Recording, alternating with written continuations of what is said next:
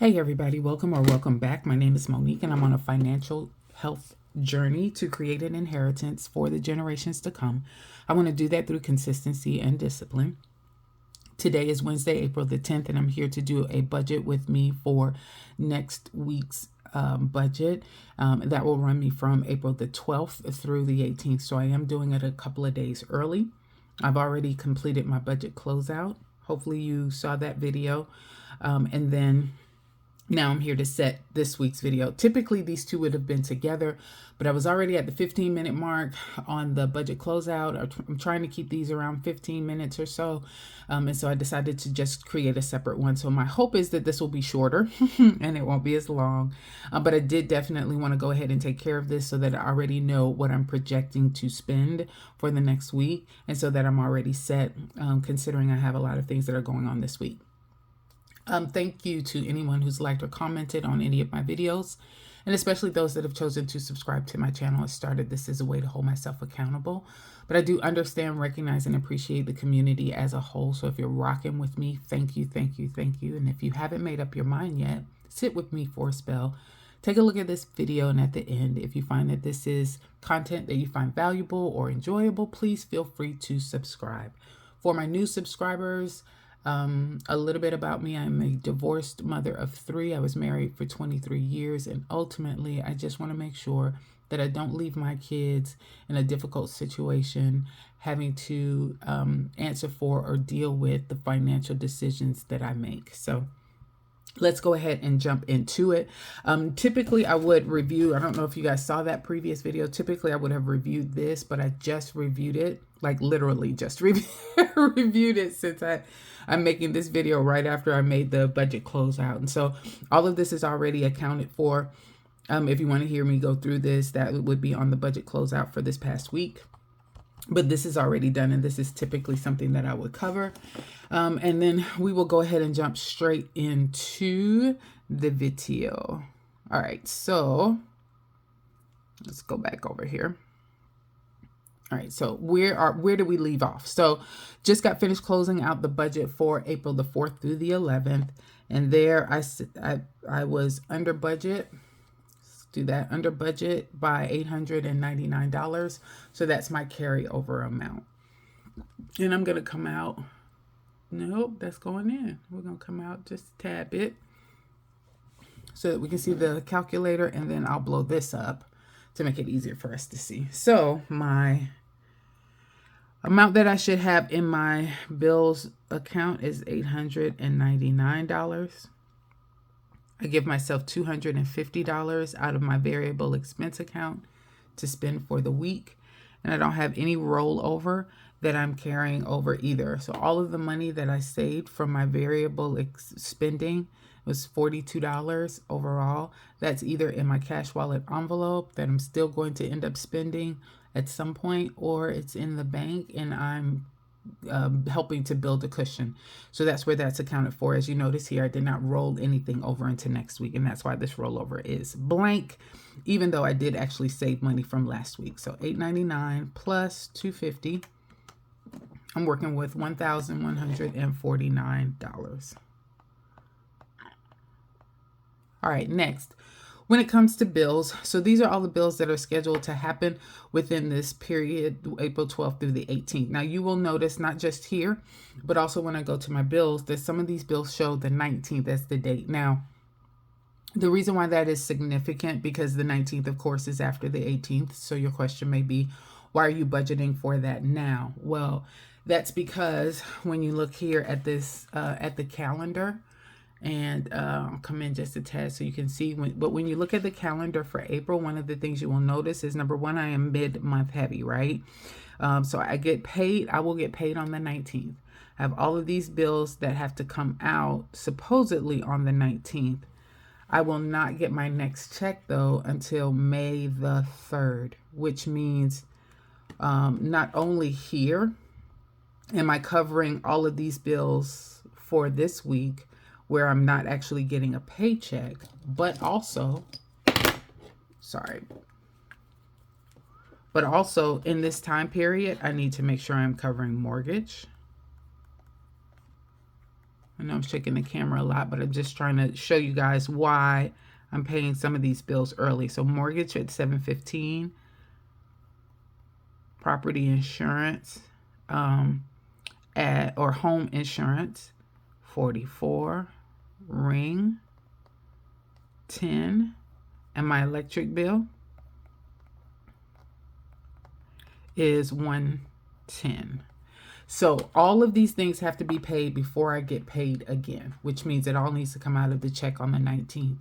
So if I waited and paid all of these, 503, 90, 90, and 11 out of the check on the 19th, and tried to cover mortgage, home insurance, ring, and electric, I would have been over. There's no way my check would cover all of that together. So I had to, and I think this is a good example of why it's better to do your budget a couple of paychecks out. So when I did my budget for my paycheck, as far as getting it on the 5th, I also looked at the 19th to just really understand whether or not there was anything I needed to cover here, from here to here, instead of waiting to try and cover it from here to here.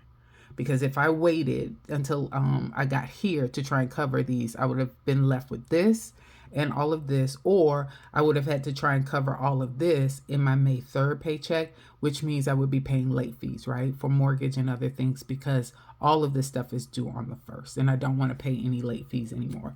So one of the tips, if you can call it a tip, that I would tell you is, if you're a paycheck budgeter and you're budgeting by paycheck, don't only look at the paycheck that you're working with, but look at the next one after, at least, just to understand and recognize where it might be a little heavy in an area, and I need to account for that then in the previous week. So that's what I'm doing here. So you will see several bills that are past the 18th, but I am accounting for that money here to make sure I already have it, because I already know I cannot wait and try and pay all of these bills when I get paid on the 19th. So that'll be AT&T, and Apple Care is supposed to come out on the 13th. Water, I should not have to pay water. I overpaid last month because I sent them I had the bank send them a check for $25, and then I set up for auto draft. And when I set up for auto draft, they automatically took out that day the amount that was already due. So my water bill, and I'll be checking this just to be sure, should come in at 0 for this. And then Spotify, I had that for the 19th. I've got fun events down here. I've got a lot of things planned for this weekend. I want to see if I got some extra money to work with to do that, and I don't know if I am. So I left that at 0. I'm not going to put in an amount and then have to erase it later, but I will come back and add an amount there if I need to. All right. Or if I can, not need to, but if I can. So 91, 4, 0, 11 equals, it's 100. We can come back out again so you guys can see. There you go. All right, that's $106 for bills.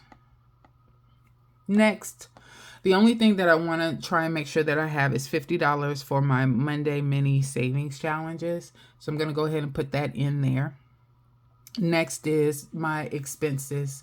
So I allot myself $250 for variable expenses from my variable expense account. And let's see what this looks like. Okay, so normally I give myself gas $40, groceries $120, home is $30. Corinne gets $20, broken up, 10 in her pocket and 10 on Cash App. I give myself $20 and I put 20 for dining out, and that's usually $250. I think I'm going to need a little bit of extra gas. Maybe not a lot of extra gas, but a little bit of extra gas for the running around that I have to do. Let me give myself an extra $15, so make that $55.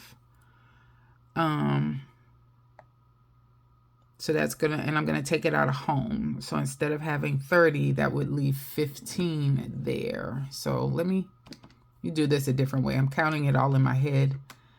10, 10, 20, 20 equals $235. So what I've got written down here is $235. I still need $10 for home.